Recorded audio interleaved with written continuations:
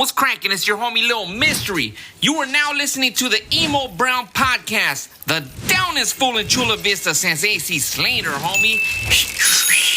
I met some vatos along the way, like Bonnie and Blanco from East LA.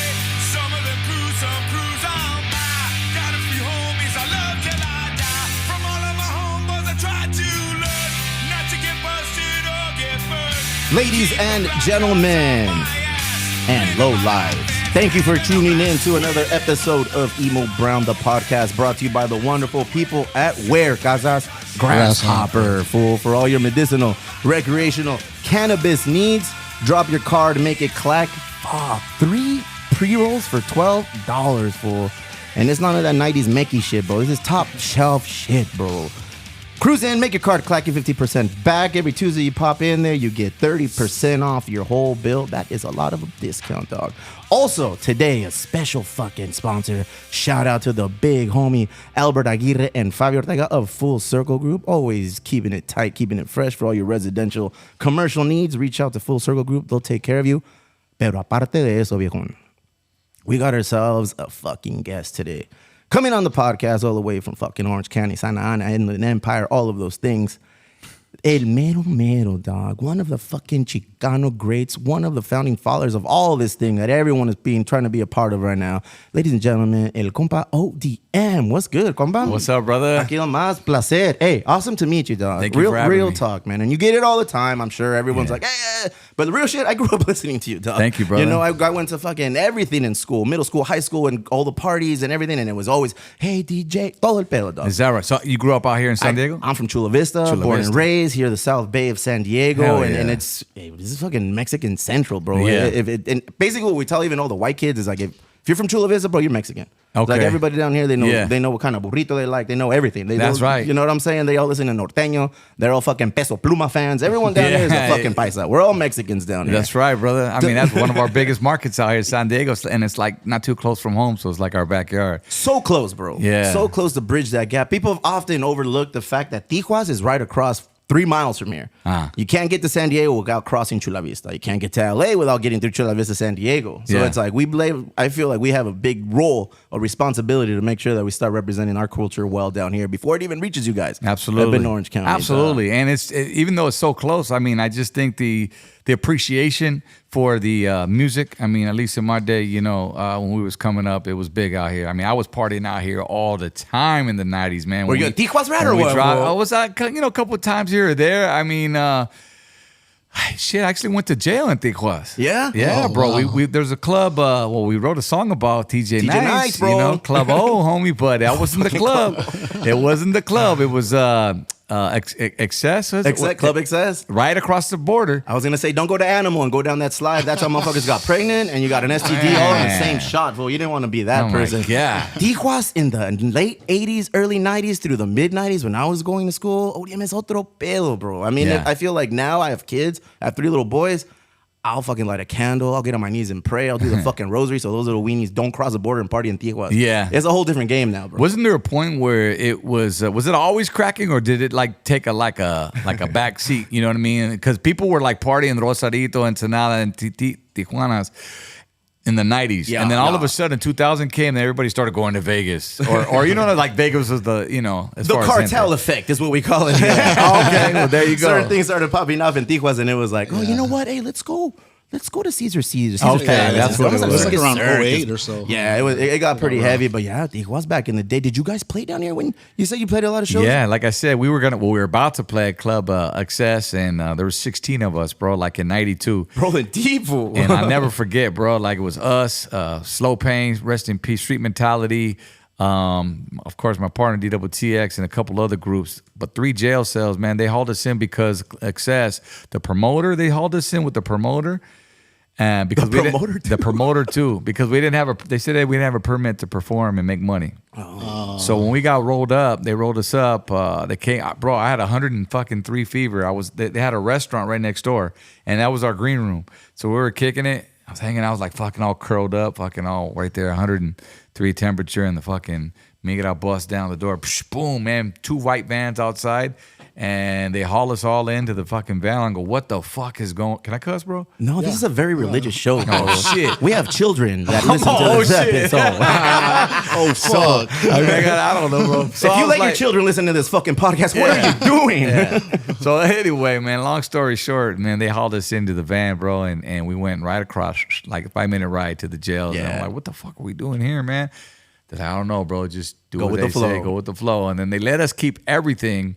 No, they took almost everything, our belts, our shoes and shoelaces. Yeah. That's a thing in Tijuana But jails. they let us keep our money because they knew we had to fucking eat in jail and we had to pay for our meal, which was, I was like, all right, this is a little bit different business, over bro. here. And I'm It's like, fuck, I'm fucking 18. You know, I might not use 6 feet. I ain't been to jail in the States, let alone come over here and go to jail in Mexico. I'm like, fuck. So I'm telling the homeboy right there, hey, homie, hey, we're representing Raza, homie. You know, I have my little medallion, right? He looked at me, he goes, fuck your the Raza. yeah, he goes, that don't yeah, mean bro. shit Nah, here. bro. Fuck you, pay me. And I was like, that's all that mattered, dog. And I was like, you know what? I learned that weekend. You got the VIP pre-party experience, Oh, man. yeah. And, you know, you got a little tour around Tijuana. 3 days we were in that motherfucker. That's What all the I knew. 3 days? 3 days, bro. It was a What? holiday weekend too to top it off. That's why. No, so we were there man. Saturday, Sunday, and then Monday was a holiday. And Bro, we got out on 3 Tuesday. fucking days? 3 That's long unheard of. fucking days. Sick as a joke. And then I got my partner, DWTX, just fucking. He was like having a panic attack. You know, No. rest in peace. But yeah, he kept screaming and shit. And it was like, hey, homie, the more you yell, it ain't gonna do nothing.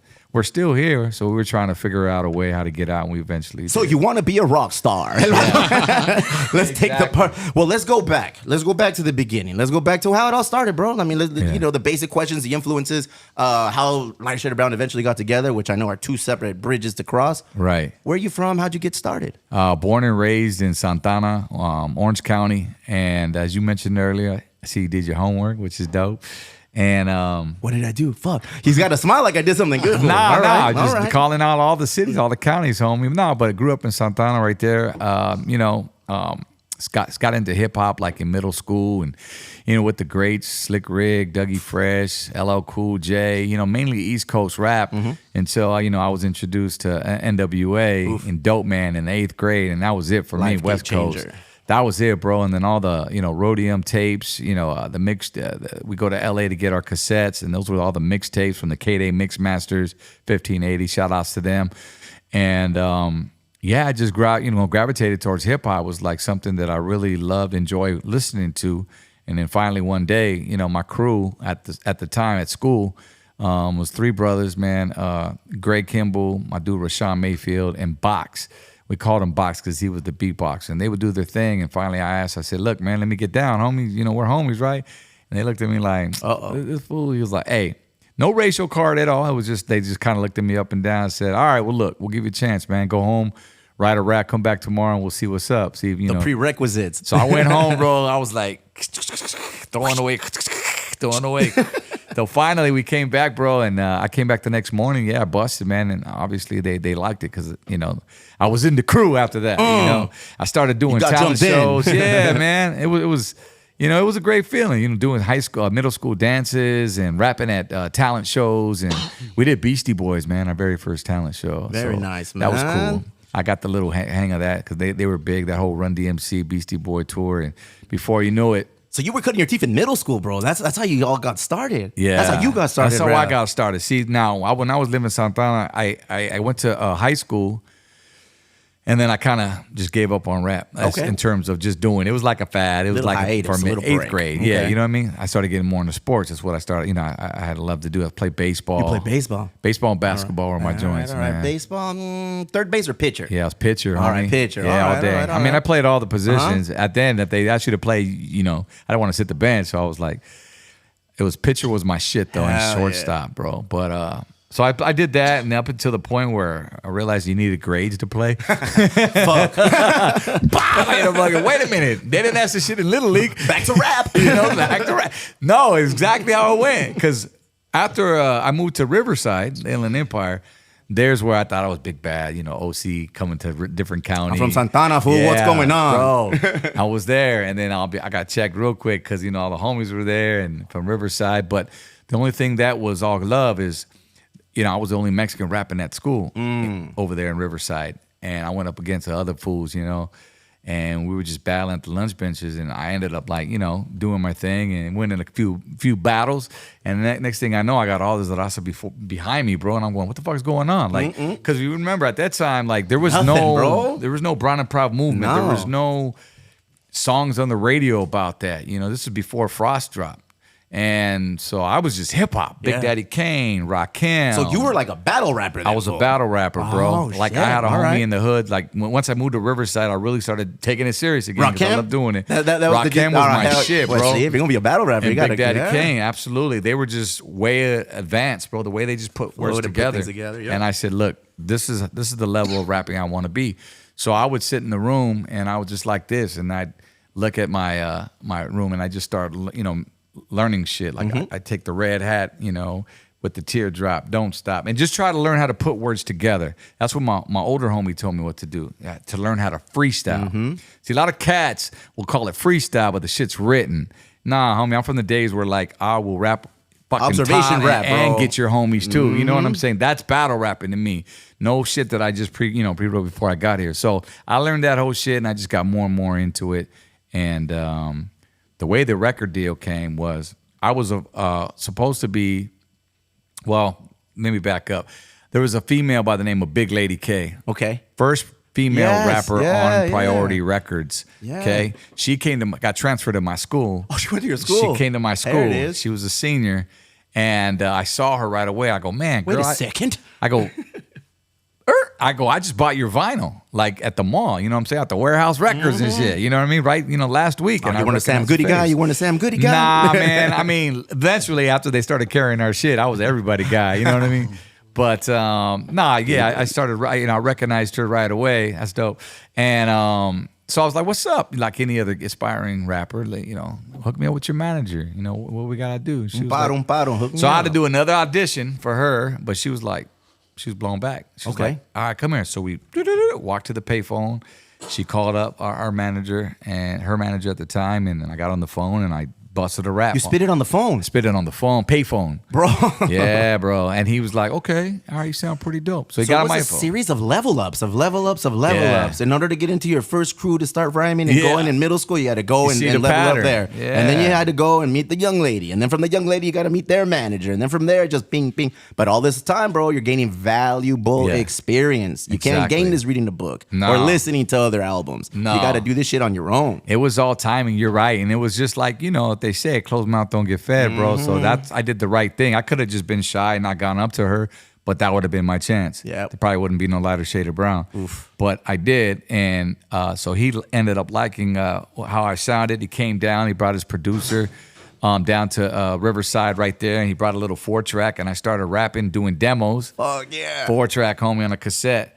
And I remember there was 3 songs that I did. We tried it out. One was called El Barrio, which ended up on our Brown and Proud album later. Barrio, for but sure. It was to a different track. El Barrio was originally Lakeside, It's All the Way La. It was to that. And Jammin' James, our producer, had it sampled. So that was the original El Barrio. Then we had TJ Nice. I had another song called Oye Como Va. It was 2 Santanas, Oye Como Va. And that motherfucker just ripped that shit. And I just started writing, bro. And, there's where I learned how to write, verses and what bars were and so on and so forth. Did that come easy to you? I had to try it a couple of times just to know when to stop and learn how to count. A lot of youngsters don't know how it goes. They don't know the equation of when to start, when to stop, where to go in, where to go. No, they don't, and that is where you got to be. Each one teach one. That's how I was taught. It's like, okay, 16 bars. What the fuck is that? Literally, they would go 1, 2, 3, 4, 2, 2. When you get to 16, stop your rap. I was like, all right, bet. So that was easy. Write 3 of those because back in the day we did 3 verses, not 2. It's a different day and age now. But look at you know what I'm saying? It was a little different back then.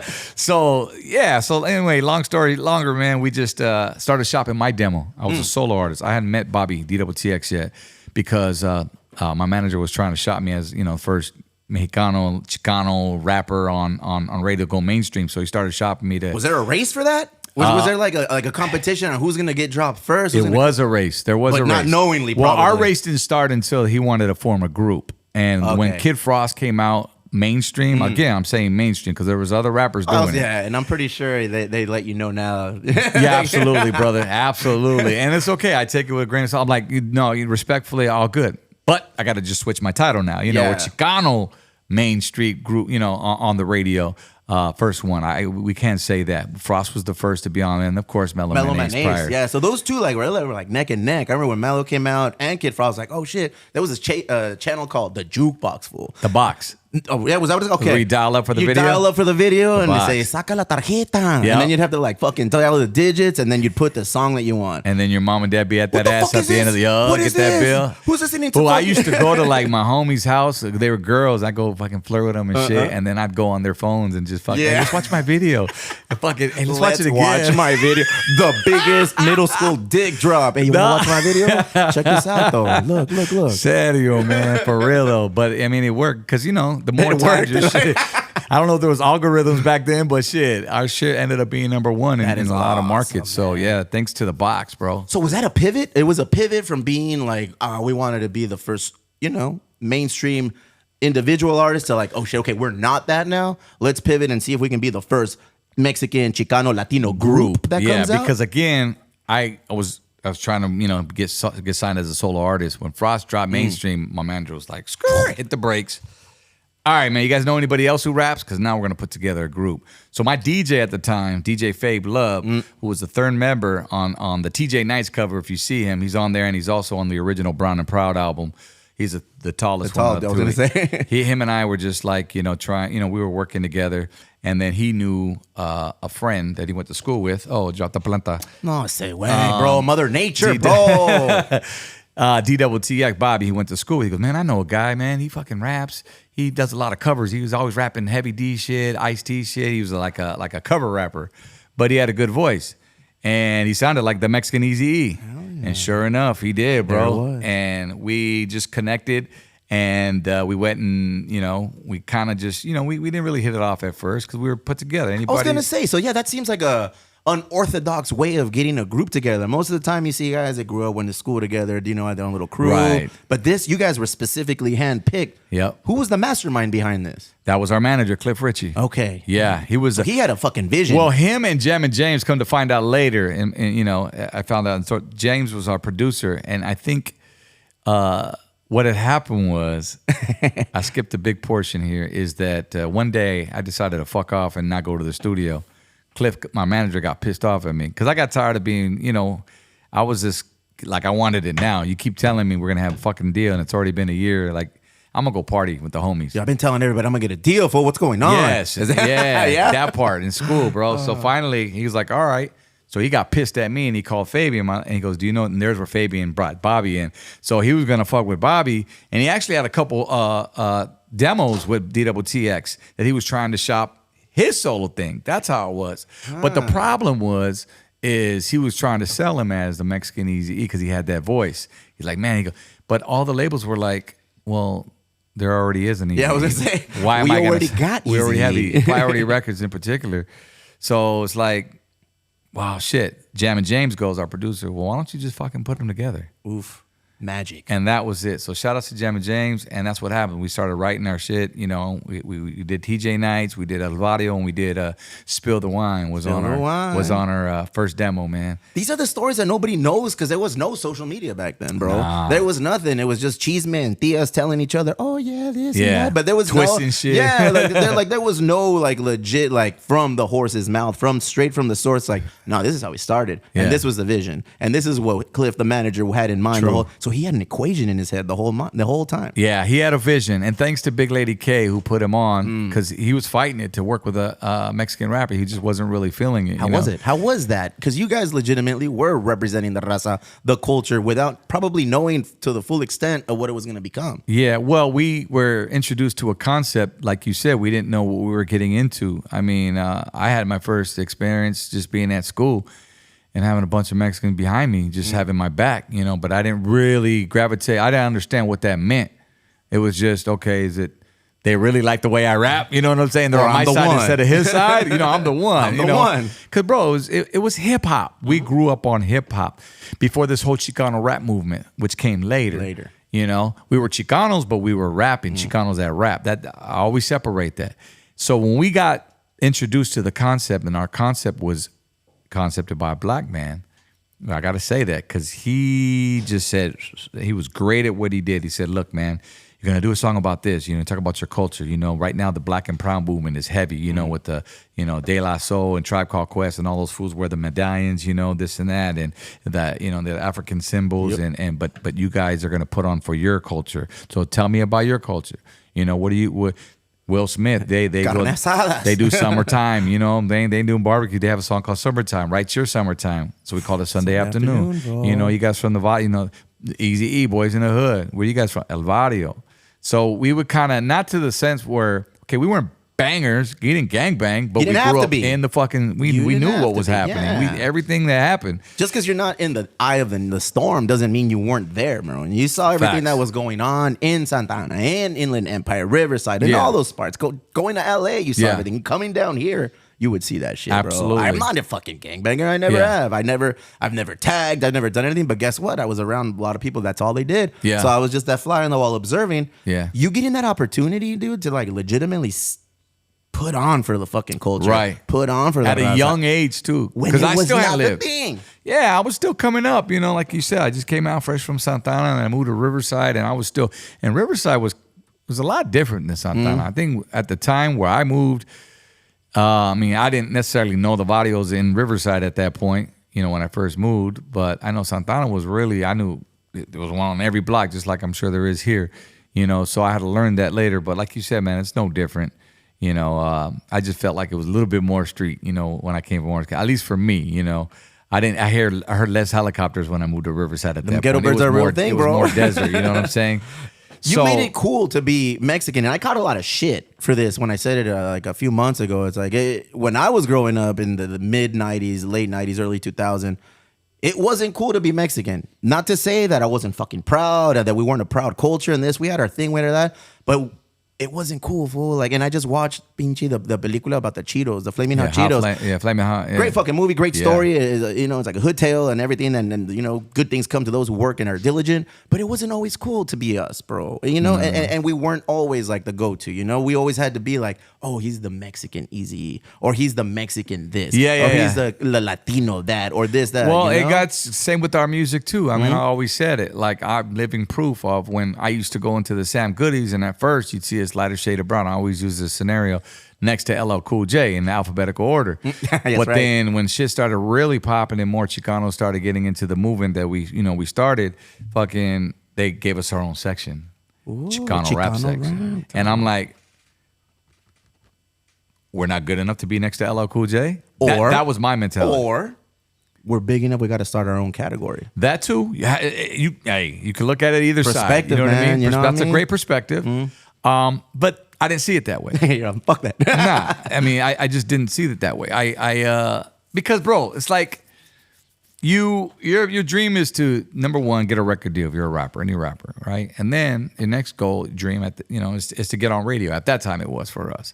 So yeah, we wanted to be accepted by hip hop. Now, hip hop, if you want to go back further, how long did it take for hip hop to be accepted? It's fucking a little bit over 50 years, barely. So, a long time. Right. Every now and then I go down that rabbit hole, man. I go down the rabbit hole on YouTube on, 1940s, like doo-wop groups who started flowing. Right. And they didn't know what it was, but then they eventually like, oh shit, that's fucking rap. Right. That's freestyle. So it took decades, bro, to get to what it became, to where it is now. And I said it there, like I said, man, like corporate, then they finally caught on to it. So to be accepted by that, it's like, okay, as a Chicano rapping who just knew hip hop, who grew up on all black artists, like we had to work double. Just like even now, just like Chicanos in Hollywood, just like, actors, no matter what it is, like you said, fuck, we had to like show and prove, you know what I mean? Because it is a black art, rap is. So who's going to take us serious? Well, we got to work extra harder. I mean, if I got to kill a few fools in a cipher, you know what I'm saying? Lyrically, that is. Lyrically, guys, this show does not promote violence in any sense of the word. Just, then so be it. But eventually, we ended up getting accepted as just in different markets. You know what I mean? It's like the Selena effect, bro. And it's like, you know what? I'm too white for the Mexicans, and I'm too Mexican for the whites. And it's like, in this industry that you're in, it works the same way, bro. Absolutely. You just got to find your own path, and you guys found your own path. I love how you said it earlier, though. It's a different perspective on the whole Chicano rap section. That kind of hit me because I didn't look at it that way. Yeah, I'm a weenie. I do a lot of drugs, bro. So I see things a little bit differently. Yeah. I'm negative as fuck because I'm not in your industry at all, man. I'm not even on your level anyway. I don't want to make that assumption either, but I'm from an industry where I started in beer, so we have a brewery, and the biggest pushback I always got, well, what do Mexicans know about craft beer? Mexicans don't know shit about craft beer. Right. You can open a brewery in Chula Vista, Mexicans ain't gonna support you. Black people ain't gonna support you. Minorities aren't gonna support you. Like, what are you doing down there? And I had fucking other brewery owners that came up to me and would tell me the same shit. What are you opening Chula Vista for? That's a fucking dead end. Don't do that. You're gonna go out of business soon. Here we are 6 years later. Some of the same people that told me that shit are out of business. Some of the other motherfuckers who are still in business are, hey, how do I get down there? I was like, fuck you, don't, dog. And it's like that opportunity was there once, and it's just constantly trying to prove yourself to everything. What do you know about running a bar? It's like, fucking, well, I don't, but I want to surround myself with motherfuckers who do. Well, I hear you on the whole Mexicans drinking at a brewery. Come on, bro. We drink Tecates, Modelos, Buzz. Ladies and gentlemen, this beer is called Flama Blanca, brought to you by 3 Punkeos. But get on this, though. Get on this. No, I love it. I love everything, bro. I love the labels. I saw you get up in the garage, but this is what we're going to do. We're going to do a lighter shade of brown ale. You're not down. Stop it. Or start it. Go ahead. Tell me more. We're gonna tell me more. Hey, doesn't that have a ring to it though? Oof. Lighter shade of brown ale. And I've been like tossing this idea around a couple of times with a few other heads that have come to me in the past and presented that idea. But nah, bro, we should do it. I think there's a reason why we are interviewing here other than shooting the shit. Here's the thing, bro. Like, we need to make it happen. And then I don't go out and like whore myself out to get like things to pop off. It just happens organically. It should, I didn't fucking whore ourselves out to Fool's Gone Well when it happened. Casas made the organic introduction. Say, hey, fool, Roman Street, this is fucking Shamps, this is 3 Punkeos, blah, blah, blah, woo, woo. We made the beer, it came out. Hey, this is fucking Manic Hispanic, this is 3 Punkeos, and just all the homies that I've been linking. This is Eddie Manic Zuko. Hispanic in Arizona? Manic, well, where are they from? Where are they from, Casas? They're from Orange County. They're from your hood, from Santana, I think. Oh, Manic Hispanic. Manic Hispanic. Okay. Punk rock as fuck, bro. Bien rockeros a la verga. And yeah, man, so it's like, it makes sense, I mean, you're a fucking OG in this game, bro. You started this. You are a pillar of the Chicano community, and I'm not a big fan of the Chicano word. Like I'm just a Mexican from Chula Vista, dog. I'm just a beaner from down here. Yeah. I do my thing. We do our thing, and we handle our shit the way we need to handle. We're hard workers. We're thorough with our shit, and we're detail oriented. To link up with somebody like you and just have you on the podcast. Yeah. To have ODM of Lighter Shade of Brown come down here and just kind of share your story with us. To me, that's a fucking win. Appreciate it. To have you even explore the opportunity, like, let's make a lighter shade of brown. Fuck, say less, bro. We'll fucking do it to the best of our ability. No, I just think everything is timing. Like you said, organically, bro, we can make it happen. We try a few cases here or there, see what it does. And, I mean, hey, bro, I'm reaching 50 this year, homie. Neta. So there's a lot of shit that I haven't done. Yeah. What's up with all the dudes that I looked up to growing up turning fucking 50? Sonny was just here. Yeah, Sonny Sandoval, the singer for POD. Yeah. We went to his 50th birthday party last week, bro. Hung out with I him. saw him at the hospital. We're doing our colonoscopy together. What's going on, dog? All my fucking guys that I looked up to are turning 50. We old as fuck. But that doesn't mean we're old. That just means we're getting better, wiser, knowledgeable, dog. No, absolutely. And there's a lot of things that we want to accomplish that we haven't, bro. I mean, some of us have made wrong turns in our lives. Some of us had great lives.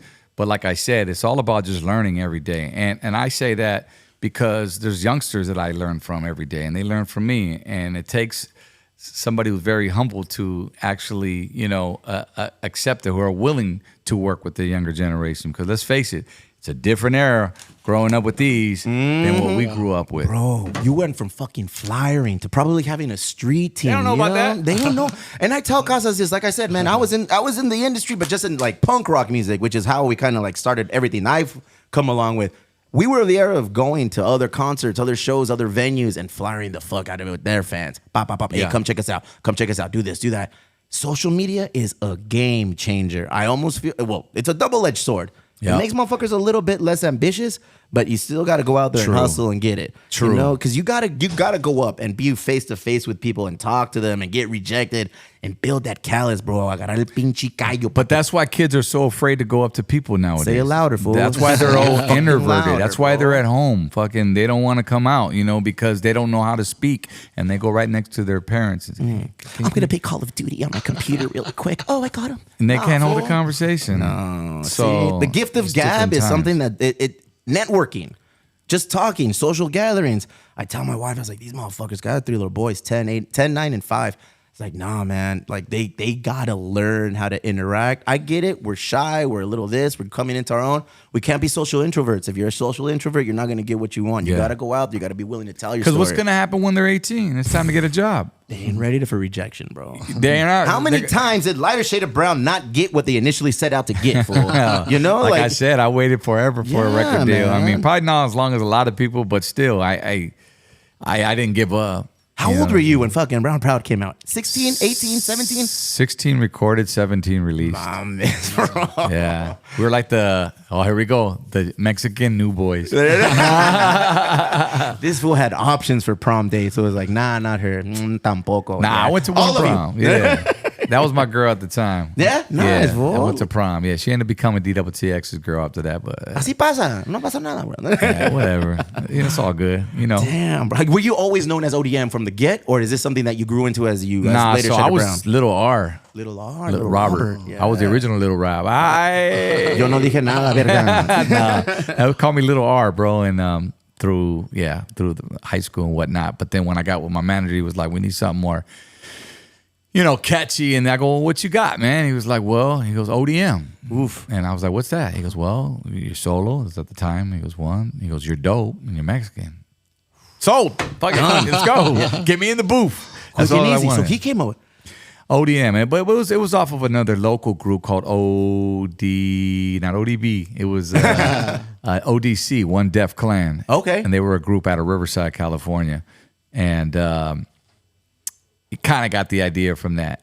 DWTX himself as well. DWTX, I don't know if he came with his own name or Cliff had something to do with that too. Don't try to Xerox. Yeah. Yeah. I Did thought you that know that, Casas? No, I had Of no course idea. not. But I would see his name on the train all the time because they have DTTX. Well, where I live, they have the trains. They say DTTX. Like, there you go, fool. There's your name. I Hey, used to tell Cliff the him. manager though, fool. Bro, he's a Cliff beast. the fucking I manager. mean, okay. Casas, step your fucking game up, right? Let me tell you something, man. This guy before us, bro, I mean, he discovered Rodney O. Neta. Rodney O was from Riverside. He discovered Brother Marquise of the Two Live Crew Oh, and shit, Mr. Mix. Brother Marquise, who that's were an both old from school. Riverside. Wow. And he used to throw little functions, little clubs there in Riverside, and he would invite rappers to come out. So Cliff, Brother Marquise would come out, Rodney O would come out, and they battle each other. That I'm telling you, imagine at Different that time. era. And he, Different era, bro. just different. They'd host rap battles, you know. At what stage in Lighter Shade of Brown's career did you realize, damn, we got it. This is it? When we first heard our song on the radio, and then the next day we went out to a lowrider car show in Pomona, and it was like 10,000 people. Paisa heaven, bro. When we're opening up for Ice Cube at the fucking LA Coliseum in '92. Fucking Friday, you hear your song on the radio. Saturday, you're at a lowrider You know what I'm convention. saying? Sunday, you're at a fucking park at a barbecue, That's perro. insane. Yeah. ¿Qué más quieres, bro? That's a Bro. fucking Paisa's weekend dream, bro. Crazy at that age too. At 18, 17 when it dropped. The fuck were you doing when you were 17, Casas? Fuck. Shit, popping Not this. pimples, bro. Look at that, dog. Look at this. And that's what I love. And that's why I tell his wifey. I always tell wifey, like, fuck, you know what? These guys are different. Well, in many ways, but in one specific way that always stands out in my head is like, these motherfuckers put on for the culture by not trying to put on for the culture. Right. There's a lot of artists now that go above and beyond and like try to fucking force that square thing into a square peg, and it just doesn't fit. I'm gonna get it in there. Right. You motherfuckers just did it. Like, this is what we're about. Here it is. It became the anthem for every pinche carne asada every Right, weekend, bro. right. It was just there. Right. Fucking Javier the X-Man played it. Hey, now you're listening to Lighter Shade of Shout Brown. out to Javier, man. Always, bro. Always fucking like Xavier the X-Man. Pero see, wait, that you guys did it effortlessly. It just feels like it just fucking happened. Yeah. You know, it wasn't like, we got to try it like this. You know what? We should try it like that. You know, we should push it like this. No, fuck that. This is what we are. We do barbecues. We do Yeah. carne asadas. We hang out with our fucking Well, families. we were concepted, remember, but as far as what we knew and what we lived, You were you're concepted right. on your experience. Right. You know what I mean? Right. You know what I'm saying? There you Like, go. he had the idea, but it's like, Yes. oh, fuck, I am the idea. Like he That's what I do. couldn't write it. Yeah, you're right. That's fucking dope, That's- man. that's a good point. That's fucking Yeah. dope, bro. Because now look at that. All these people are really legitimately trying to corner that market. And bro, we come from a day and age where Chicano studies hadn't even made it to college. yet. New shit. It New bro. shit, We were bro. we were marching at UCLA with trying to go get Chicano studies in UCLA, and at that time it was just Mecha, But I remember the shows at the university, the college circuit. I remember coming down here to SDSU. I'm like all the colleges out this way. And the shit was just lit, bro. Cinco de Mayo, we fucking come turn up, man, in the quad area. Everybody just getting it, bro. Just fucking brown and proud everywhere. Monty's Pub. What you know about that? Casas? What you know about Monty's Yeah, Pub, the bro? bowling alley The down there? bowling, all of those things. Hell yeah, man. Man, I'm telling you, I used to party in San Diego a lot, bro. I mean, I would come up here and just kick it with Aztec Tribe. Shout outs to Rudy and Shady and all the cats. We just did a song. Matter of fact, they're back. So What is that fucking band from Cedar or from Southtown? LOD, Legion of Doom. I got Remember Mike those? Ski. I got an event. Yes. I got an event on July 2nd, man. Mike Ski's still coming around? out. He's gonna come DJ for us. See what I did there, fool? You see what I did there? That's Yeah. called a segue, perro. I see what you did. That's called a segue. This guy's good. Tell me man. about your DJ life, bro, because you got segues everywhere, bro. You were what? You've been a radio DJ for a minute now? Decades? 23 That's years, what man. I'm saying. Yeah, I exited last year, and it was a good run. Something I always wanted to do because You got that voice. I mean, You got that fucking voice. well, bro. she said I used to have. It. So I've lost a little timber in my voice, but put it in your earwaves. You know what I'm saying? But nah, bro, I always wanted to bring this energy to radio because it was something that I could see myself doing, and eventually happened. I just got with the right people, and 2000 was my first. I brought in the Millennium at my home station in Riverside, and 2000, and there's where I exited. 23 years later, bro. Look at Great. you, man. The storied career, dog. Lighter shade of brown took a little bit of a break, Yeah, and that's when you kind of ventured off and started doing your production. exactly. Tell me a little bit about that. So 94, 95 is when I was already doing production with for us, and there's where I kind of learned the tricks in the trade. Shout out to Jam and James, DJ Romeo, our producers at the time. So I went and invested. I got myself a little drum machine that actually bought. Which one did you get? It was the MPC 60, the original Roger Lynn. You know what I mean? A lot of fools fucked with the SP 1200s. Yeah. But this one, I don't know. I took liking to. And ALT, remember ALT? He actually sold me it. And he got it from Jumper. El Vato, bro. When you talk to somebody from the fucking 90s, bro, they're Yeah. dropping all the names. Bro. Yeah. They're letting you know, oh, you remember this fool? Yeah, you remember this Yeah, fool, yeah, dog. You remember yeah, this yeah. fool, dog. So he had got it from DJ Lethal, man. It was House of Pain's DJ. So it had been through some hands. So fuck, dude. I took that shit, produced Hey DJ on it, If You Want to Groove, Dipping in My Ride, and all those good things, this, that, and the other. And so then, we took a break, and then I started getting more into production. Started working with Slow Pain, all the cats from Thump Records. Then we got into this movement where a lot of the Chicano rap started, like Mr. Capone's, and produced Mr. his Capone, fool. and Still around. tell him Still beginning around, of his yeah. career, man. Even Shadow, and he would come up to Corona and record in my studio. Lil we did Wayne. that. Hey, we did that classic And Lil Wayne hit 61909, me homie. Hey, broski, Yeah. tell ODM I said what's up. Little one. Yeah. You should make that a button. dude. I'm gonna make this a button for. Oh man, so Lil One is the homie, dog. He's been on the podcast. We developed a nice little relationship. He drops a lot of fucking motivational. Like, Oh, yeah. all of them shits. Like, Oh, yeah. like every other day, bro. He's a great speaker. Definitely, but every other day he drops this shit. I'm gonna fucking make it my alarm when I wake up. Let's go, broski, let's go. That's gonna be my button, fool. You need a soundbite for that. Everybody bro. just gonna push that. Boom! Let's go, broski. Let's go. Hey man, I gotta give it to him, man. I mean, we're all the same age, but he's in Hustler. good health now, and he's up, and I'm glad he found himself. One of the most positive motherfuckers I know now, bro. Yeah. So much positivity. You know, bro. that guy's been through a lot, man. Yeah. I will say that. I remember spending like hours on the phone with him at one point, and he was at his lowest, but We've all been there. You know what I'm saying? That's the great thing. Like I said, man, we're all getting up in age, and we've all been a roller coaster. Like I told you earlier, man, I don't trust somebody that hasn't been on that roller coaster. You know, if it's been a straight shot to where you're at right now, it's like, this motherfucker don't know what it's like to get back up and get going, you know? Because if it's always going to be like, let's go, it's, oh, this is working. Oh, shit, now this opportunity. Oh, fuck, look at that. Yeah. It's a little weird, bro. I need motherfuckers who keep falling and keep getting up. That's keep it. falling and keep getting and up. aren't ashamed to admit it, bro. Like, no, you gotta. It just proves you're human. Social media just posts the wins, bro. Fuck that shit. I need social media that show me all your L's, bro. Show me all the losses, bro. I want to know how many times you lost last year. You know, this opportunity fucking fell through. I had a chance to do this, but it didn't go through. My lady left me. Shit, no, knock on wood. Hey. Happy 18th anniversary. Welcome down. This actual wood. She better not leave me, motherfucker. Don't piss her off, bro. That's all I do, bro. The state of hip hop. Yeah. When you guys started and where it is now, positives and negatives. What do you like about what's going on right now as it relates to what happened back then, bro? It's easier. Say it with your chest. It's fool. easier to put out content now. That's I just love the fact that you could be your own label now. It's easier to do that. You know, you can go get yourself a camera guy. You can shoot your videos. You can record your own album right in your fucking chonies in your fucking living room. You know what I'm saying? Like shit like that. You didn't have that access back then. So that's one part, the recording part.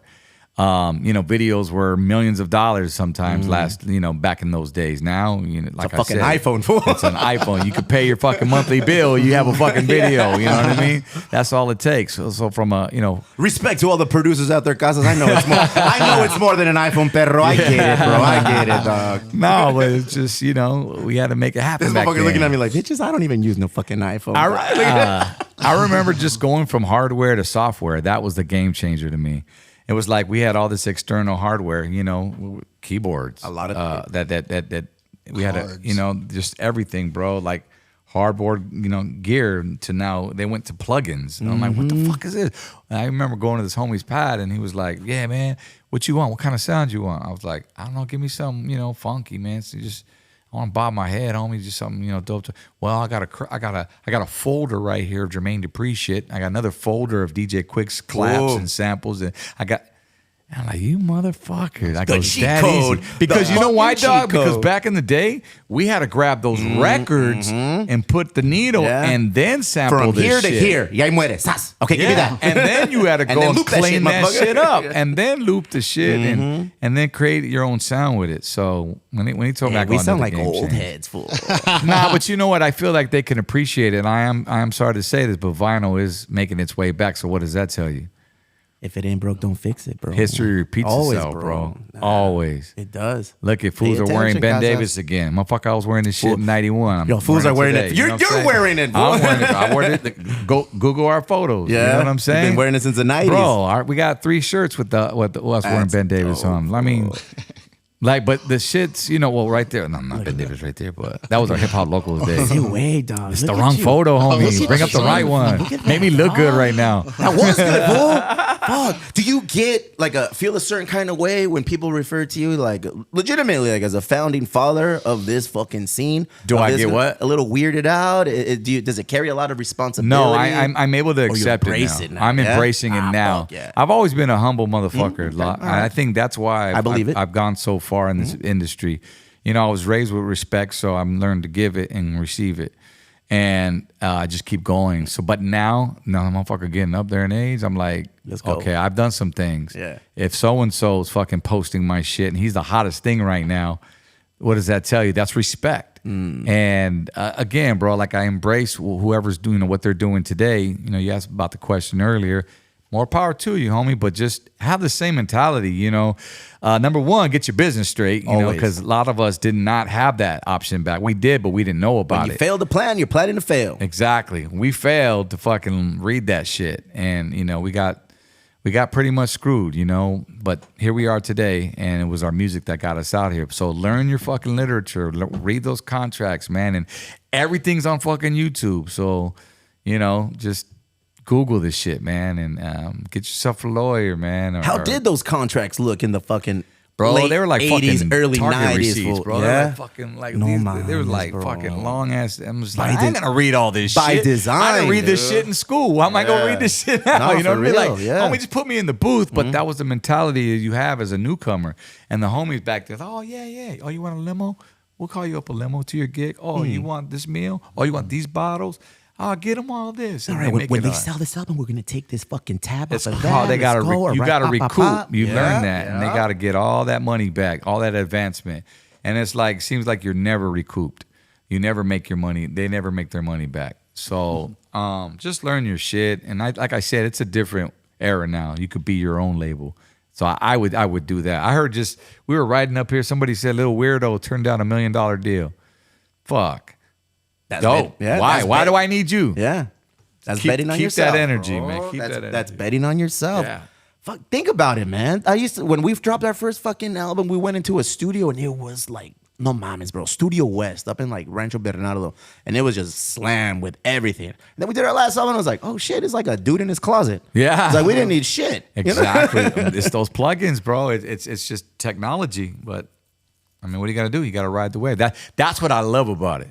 You know, but I will say this: the digital is way different than the analog reel to reels we used to have, where the engineer would go and bro. cut, Cut, up the fucking, let's go here. do a little, and then cut that and cut this. and, you know Periqueando. what I'm Perico break.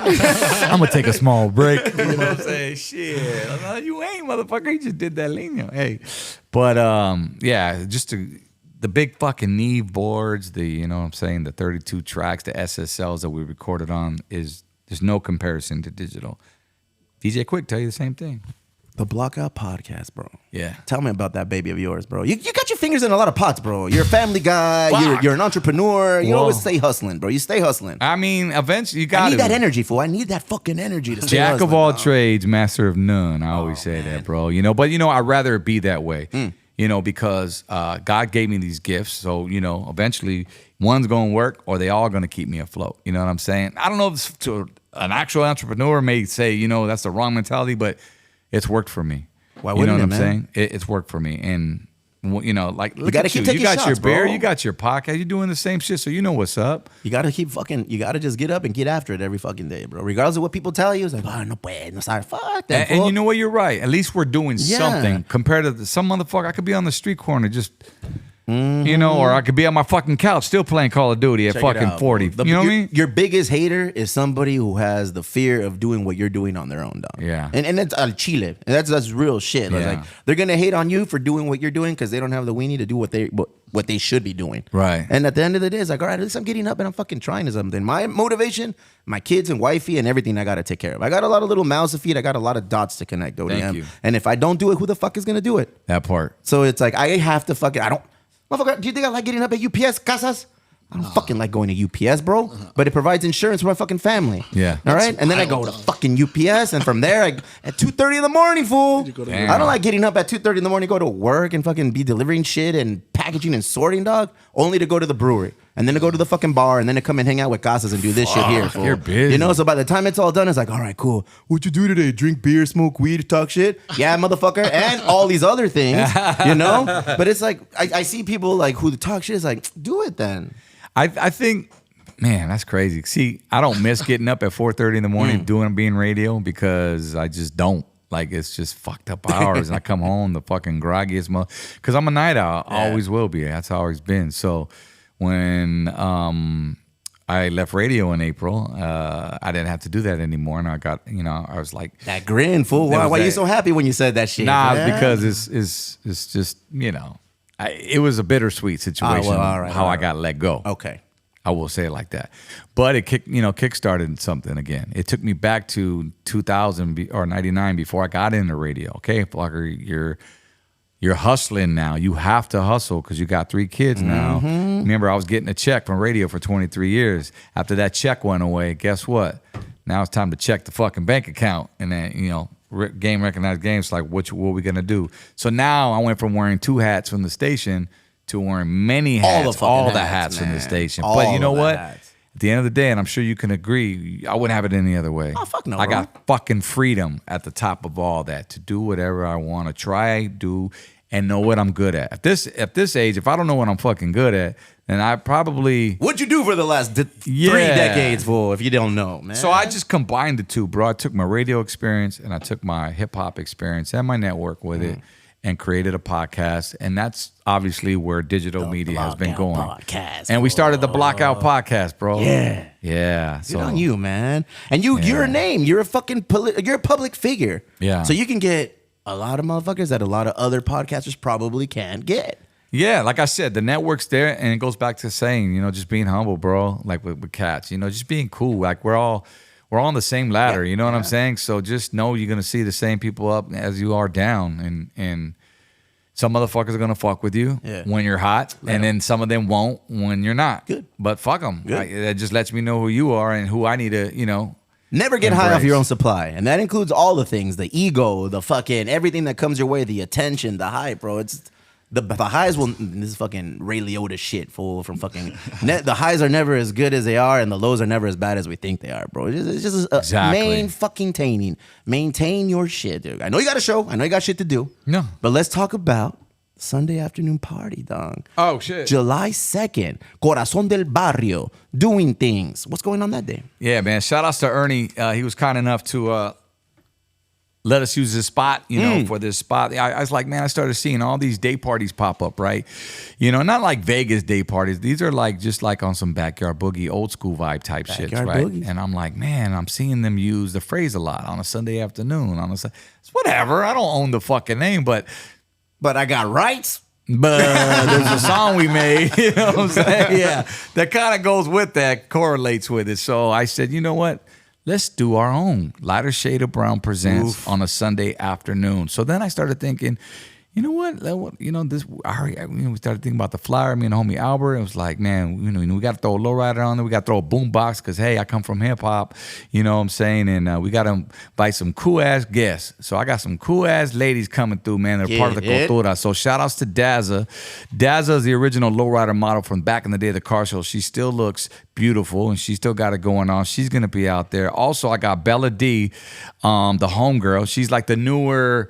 The newcomer, part of the face of it, bro. She's got so many tattoos on people's bodies. It's insane. I mean, she's so beautiful and she's a great person as well. So she's coming down as well. I got, I had to get with some of the local DJs. Shout outs to Beto Perez. Damn, El Pichi Cali Burrito. Man, bro. Shout outs to Cali Burrito, bro. Hey, that fucker's like the hardest working DJ in all of San Diego, fool. He got his proclamation day. He's got 619 as his official crazy. San Diego day, fool. That's so dope. They're getting, hey, man, he's the motherfucker, bro. Everyone's getting their own fucking day in San Diego. What up, Nora Vargas? Give me my day. What's cracking? We got Chula Vista. Who's Nora? Nora Vargas is our county supervisor. Oh, supervisor. Yeah, she's the mayor's boss. She runs. What's up, Nora? Yeah, what's up, Nora? I probably saw her up in Sacramento. We got a proclamation, man, from the state of California. What day?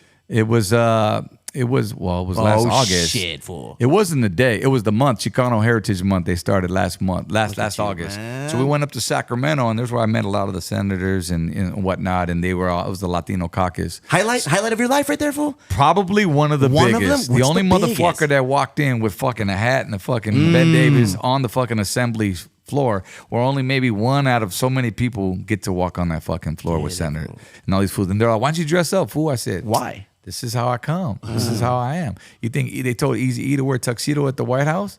No, they didn't. He came. He probably would have. Nah. He probably. Yeah. If there's enough commas in that check, I'm pretty sure that motherfucker probably would have. Nah, bro. But they said, I even said it. Yeah. I said, should I remove the hat? No, bro. My homie, Dickie was like, no, come as you are, bro. They don't care. They gave you that day based on the shit you did. So why would you flip the script the day that they celebrated you the most? Exactly. And it started in Santana where we first got our first one in proclamation. Shout out to Councilman Hernandez for Orange County. And then that kind of moved up to the Sacramento. Sacramento was like, well, let's just give them a fucking award for the state of California, bro. Right there at home, man. That was the first Chicano group to be named that, man. Yeah, for Chicano Heritage Month, and it's dope. It's crazy. That it doesn't get bigger than that for me, but who knows? It's still alive, homie. You're only 50, bro. Let's keep making them. 50, bro. Let's celebrate July 2nd in Barrio Logan. You know what I'm saying? When we're gonna be over there, Corazon del Barrio. Like I said, I invite you to come out. It's a Sunday afternoon with course, you know, your homies, Lighter Shade of Brown, and friends. Beto Perez, like I said, I reached out to the homie, you remember Legion of Doom? L.O.D. DJ Mike Ski, my brother, was kind enough to bless me. He said, yeah, I got you. I reaching out to Aztec Tribe, man, and all them. These are the cats I used to party with in San Diego. Those are the cats that are still around. I would love for them to show, and you too as well, all the fans. Because like I said, San Diego is one of our biggest markets. We're big celebrators of motherfuckers like you guys, bro. We're huge celebrators, bro. We are embracers of things that represent our culture well. Yeah. There's a lot of pretenders out there, and you are not one of them, my friend. You are an OG from back in the day, from the beginning. Before I let you go, bro, 3 kids? Yeah. How do you balance that life, man? Well, how do you fucking balance that? I don't know. My wife. Yeah. You know what I'm saying? Good answer. Ladies and gentlemen, that is the correct. That's the only answer. Nah, bro. Nah, because they're all like her right butt cheek, third butt cheek, fool, because, you know, when they get crying, they want mommy, you want your mommy. But, you know, I'm there and as the sole provider to be that. My wife, she's got her own thing. You know, she's working on craft and whatnot. She does her t-shirt pressings and all that. She's very crafty, but trying to run a household and her and I working from home, that's fucking challenging. Because you got a 2-year-old who's neat, and you got a 7-year-old who's fucking shit up. You know, my boy. You know what I'm saying? But I used to be the baby. What the fuck? Yeah. You know, and then you got my teen. She's really cool, man. She just turned 16. My daughter Layla. So it's Layla. You got a 16-year-old. Sweet 16, yeah. She just turned that, and she's cool. You know, I mean, she keeps her room self-sufficient. cool. Does her thing. She's one of those introverts though. Yeah. Like I said, but she just doesn't like. COVID fucked everyone up in that age square, bro. Did that. Pandemic did that shit to a lot of our kids, man. A lot of our youth. So now they don't even want to. I don't know, go to prom or whatever. But it's all love though, bro. We hold it down, but we make it happen. When it's time for daddy to go to work, I go to work. But there's no other place I'd rather be than home. Thank you for coming on, brother. For sure. Thank you for coming on and fucking just being a part of what we're doing right here. Man, this beautiful spot right here. I wish you guys could see this. If you guys haven't given them a tour yet, this is dope, man. It's you know, I think people get impressed by what it is, but then they learn what we do and they're like, fucking weenies, they're not doing much, bro. Yeah. We're working on it, though. Nah, we're working on it, bro. We're going to figure it out. What did we learn today? We learned that closed mouths don't get fed. Fact, bro. Yeah. You want something, you got to go after and fucking get it, ODM. Absolutely, Ain't nobody bro. gonna knock on your door and just put it on your fucking lap, dog. And if it is, it's a fake ass dream, bro. It's something that's not beneficial to you. Very true. We're gonna make a fucking beer, the lighter shade of brown beer. We'll Coming sit down, soon. we'll fucking figure that out. Aside do from it. that, dog, hey, thank you, bro. Thank it's you, my awesome to G. meet one of the fucking founding fathers of all of this shit, bro. Thank you. Norteños, punk rock, and fucking hip hop. Those are the 3 things that kind of raised me as a youngster. And to have you here and to shoot the shit and get to know you a little bit. Yeah. Because, man, I have a lot of questions, you know? But Yeah. I know you're on a time schedule, but you gave me enough. You gave us enough, bro. Well, shit, you can have me back on. Shit, whenever you want, man. Whenever it's San Diego. We got more shows coming to San Diego. This is your home, bro. Whenever. Bring your whole fucking crew. You brought like 17 motherfuckers with you, bro. You ain't going to jail tonight. What's going on? You know Mexicans roll deep, homie. Oh, shit, man. A huevo. I will. ODM, ladies and sir. gentlemen, thank you very much for coming. All right. Gracias.